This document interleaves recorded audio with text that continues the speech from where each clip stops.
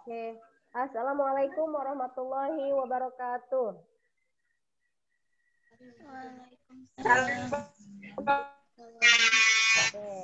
Untuk mengawali pembelajaran kita kali ini, kita baca dulu basmalah bersama-sama ya. Bismillahirrahmanirrahim. Oke, untuk pembelajaran kita kali ini adalah tentang teks persuasi ya. Persuasi kemarin persuasi itu apa ya? Ada yang masih ingat? Persuasi apa? Enggak, Bu, lupa lagi. Lupa lagi. Persuasi itu biasanya berhubungan dengan ajakan ya. Kemarin kan udah dikasih, udah ada pertanyaan juga kan sebelumnya pertemuan yang kemarin ya.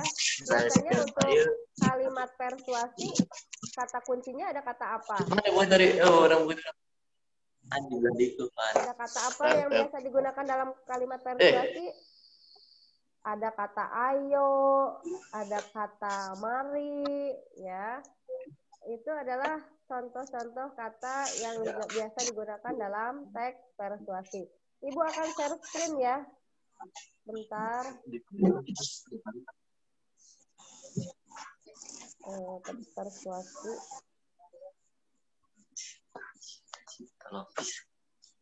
Oke. Terlihat tidak di sini modul bahasa Indonesia kelas 8 semester 2 teks persuasi. Terlihat tidak? Terbaca tidak di kalian, tampil nggak? Ada, Bu. Ada, oke. Ya, Bu. Terlihat, Bu. Enggak, Bu. Nggak tampil. Tampil. Nggak ada, Yuda? Udah, Bu. Bu, Udah. si Abi bareng Nyong Pahri, Bu. Oh iya, Abi bareng Nyong Pahri. Tadi di sekolah ya, di kelas itu tuh ya? Ya, Bu. Tempatnya di mana? Kelas mana itu? HP-na tetiasa cenah. Tetiasa diinstal aplikasinya cenah, Bu. Oh, oke. Ini di mana? Di kelas mana ini? Kelas 8 G. 8G, oke. Oke, coba perhatikan di sini. Udah tampil kan ya sekarang ya? Semuanya udah tampil. Coba perhatikan Ya, Bu. di sini. Bu, nge-like ya, Bu. Aduh, tanggalnya masalah jaringan atau sinyal atau kuota ya? Aman kan kuota, Yuda? Enggak, itu enggak. Kuotanya sekarat, Bu. Didoain supaya banyak rezekinya ya. Biar nggak sekarat tuh. Amin. Coba perhatikan sayang semuanya ya. Untuk di sini aktivitas belajar kita kali ini ya. Coba lihat di sini. Yang pertama, menentukan ciri-ciri struktur teks persuasi dan cirinya, memerinci ciri kebahasaannya, bujukannya, ajakan, fakta, pendapat, ya, ada kata teknis juga. Menganalisis ciri kebahasaan teks persuasi, ada konjungsi, ada kata kerja mental, kata politikan. Oke. Itu untuk KD 3/4 ya. Untuk KD pengetahuan. Untuk KD keterampilannya. Itu menyiapkan bujukan atau ajakan untuk menyusun kerangka teks persuasi, kemudian yang keduanya menyusun teks persuasi, dan yang ketiganya itu menyusun. Oke, itu untuk yang KD pengetahuan dan KD keterampilan. Nah, ini yang akan diajarkan materi kali ini adalah struktur teks persuasi. Oke. Struktur teks persuasi itu ada 4. Coba apa saja? Terbaca tidak? Pengenalan isu, rangkaian argumen, pernyataan ajakan, iya, penegasan kembali atas pernyataan-pernyataan. Nah, pernyataan. Struktur teks persuasi. Jadi yang pertama apa dulu nih? Ada pengenalan itu. Apa itu? Tentang masalah yang dikemukakan dalam tulisan tersebut. Permasalahannya tentang apa nih? Nah, misalnya permasalahannya tentang gadget, tentang gawai, ya. Gitu. Kemudian rangkaian yang kedua adalah rangkaian argumen. Apa itu rangkaian argumen? Itu sejumlah pendapat penulis atau pembicaraan terkait dengan isu yang dikemukakan pada bagian sebelumnya atau pada bagian yang dikemukakan sejumlah fakta yang memperkuat argumen-argumen. Nah, yang ketiga apa di sini? Yang ketiga apa? Yang ketiga ini apa? Pernyataan. Pernyataan ajakan. Yang ketiga, Coret. ajakan. Ya. Coret aja, coret. Persuasi yang di dalamnya dinyatakan dorongan kepada pembaca atau pendengarnya untuk melakukan. Aduh, iya mau dong. Pahli, iya tong dicoret-coretnya. Kumaya, boy. Komcet. Selanjutnya.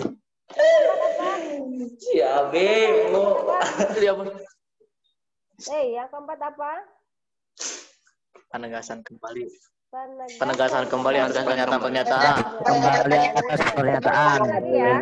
Ulangi lagi. Persuasi semuanya ada berapa? 4. Oke, yang pertama. 4. Pertama apa? Pengenalan isu. Masalahnya Rangkaian argumen. Ajakan. Kembali atas Pernyataan. Kemudian yang ketiga adalah ini bagian yang terpenting dalam Pernyataan ajakan. Adanya pernyataan ajakan. Dan yang terakhir Ajakan. Penegasan kembali. atas pernyataan. Penegasan kembali itu ini paragraf terakhir biasanya ya. Dalam paragraf terakhir biasanya ada kata demikianlah. Dengan demikian, oleh karena itu, nah ini adalah contoh-contoh dari kata yang biasanya digunakan dalam penegasan kembali. Oke, Kembali. bisa dipahami tidak? Bisa Dengan dipahami? demikian. Oke. Jadi coba bisa. sekarang kalian perhatikan teks yang di sini. Ini udah Ibu share di Classroom ya. Bagi yang sudah buka Classroom, ini juga ada di Classroom. Coba perhatikan. Judulnya di sini teksnya adalah apa? Iya, udah Bu. Oke. Judulnya Internet dan haki. Oke, internet dan haki. Valen, mana Valen? Ada Valen? Valen, tolong bacakan paragraf pertama. Teman-teman sekalian, jujur saja kita memang belum bisa terbuka membicarakan soal seks dan kesehatan reproduksi. Padahal itu penting sekali buat kita ketahui supaya tidak terjerumus ke jalan yang salah. Nah, lewat situs-situs tertentu di internet, beragam informasi yang kita butuhkan bisa didapatkan. Jadi ini masalahnya tentang bentar ya.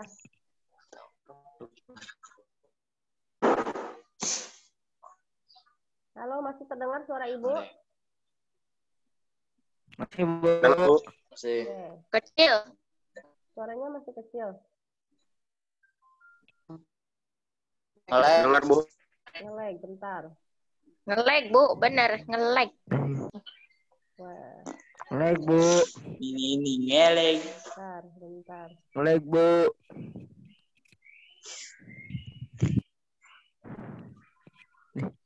Ngelag Bu. Tak kedap agar. Oke, sekarang aman. Masih bisa terdengar suara Ibu? Masih bisa. Oke, Kecil, Bu. Kecil suaranya. Di yang lain suara Ibu kecil nggak? Enggak, suara Ibu kedengeran? Enggak Bu. Oke. Dengaran Bu. Fajar, paragraf kedua tinggi, silakan dibaca paragraf kedua. Fajar. Kalau di bidang hukum, haki adalah singkatan dari hak atas kekayaan intelektual. Ini ada kaitannya dengan pelindungan dan penggunaan hak cipta. Akan tetapi, haki yang akan kami bahas sekarang merupakan singkatan dari hak-hak reproduksi. Wah, bosan ya bolak-balik mengupas masalah yang satu ini. Sekadar mengingatkan saja, sebagai remaja kita punya 10 hak reproduksi yang sepantasnya kita pertahankan. Oke, terima kasih Fajar. Itu haki di sini ya kan tadi judulnya itu kan internet dan haki. Haki yang kita maksud di sini adalah tentang hak-hak reproduksi ya. Nah, paragraf selanjutnya coba tolong dibacakan oleh Hak Kolbi. Firman, Bu. Firman. Itu Hak Kolbi, mana Hak Kolbi? Firman.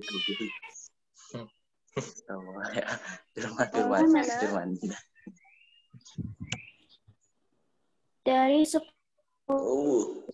salah satunya adalah mendapatkan informasi yang tepat mengenai reproduksi remaja, supaya kita bisa tahu dan bisa menentukan pilihan atas diri dan kesehatan reproduksi kita. Nah, yang paling penting nih, kita bisa bertanggung jawab atas pilihan tadi sehingga tidak akan menyesal di kemudian hari. Oke, jadi salah satu dari hak reproduksi itu adalah mendapatkan informasi tentang reproduksi remaja. Oke, yang berikutnya tolong dibacakan oleh Milda. Firman. Firman. Milda. Tidak baca, Bu. Firman. Ya, umum kalau yang terjerumus melakukan hubungan seksual sebelum menikah. Peristiwa itu terjadi karena mereka tidak tahu cara mengontrol diri dan mengabaikan ajaran agama. Mereka juga tidak tahu cara menghindari diri dari perbuatan itu. Akibatnya mereka menyesal lalu terpikir untuk aborsi. Seram kan? Itu hanya salah satu contoh akibat ketidakpedulian kita atas hak kita untuk mendapatkan informasi yang benar tentang diri, seksualitas, permasalahan reproduksi remaja lain, dan tentu saja karena lemahnya iman pada diri mereka. Nah, ini banyak terjadi ya.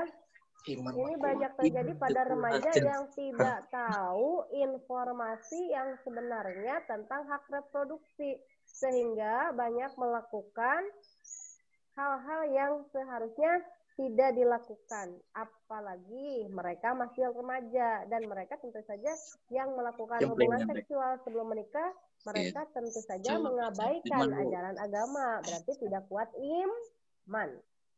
Oke, berikutnya tolong dibacakan oleh Yuda. Firman, Bu. Firman, Bu.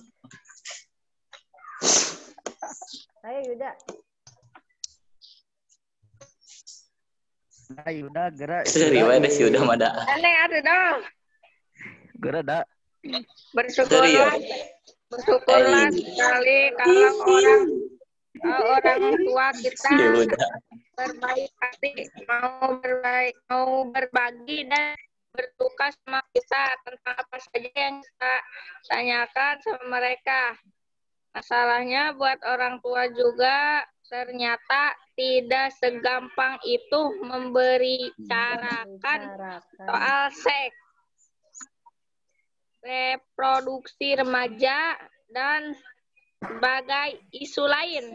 Asik, Yuda. Tidak semua orang tua terbuka kalau berbicara mengenai seks dengan anak-anaknya ya. Oke.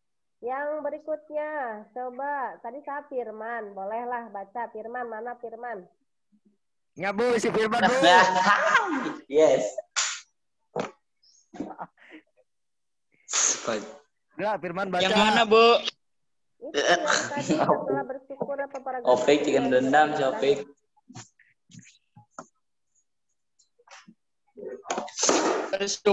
Syukurlah sekali kalau orang tua sama Yuda tadi kan. berbaik hati mau berbagi. Yang selanjutnya.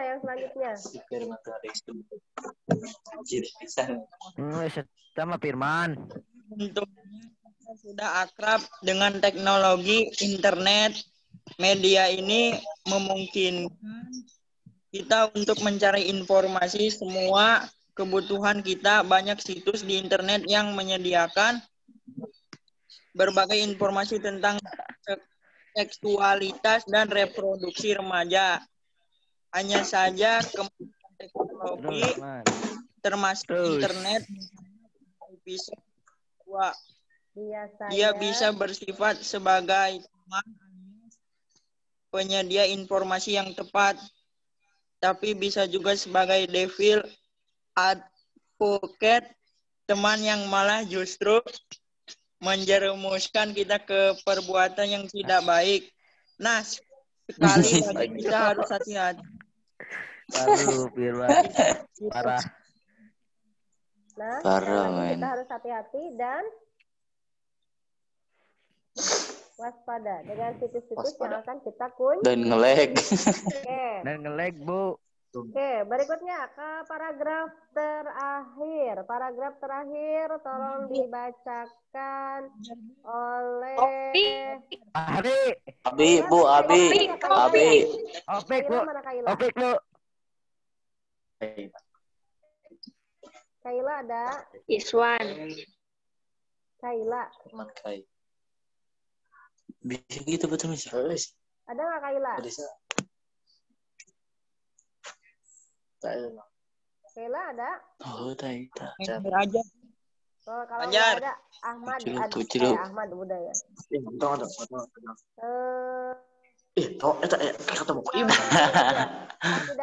Hafidatul, yang paragraf terakhir.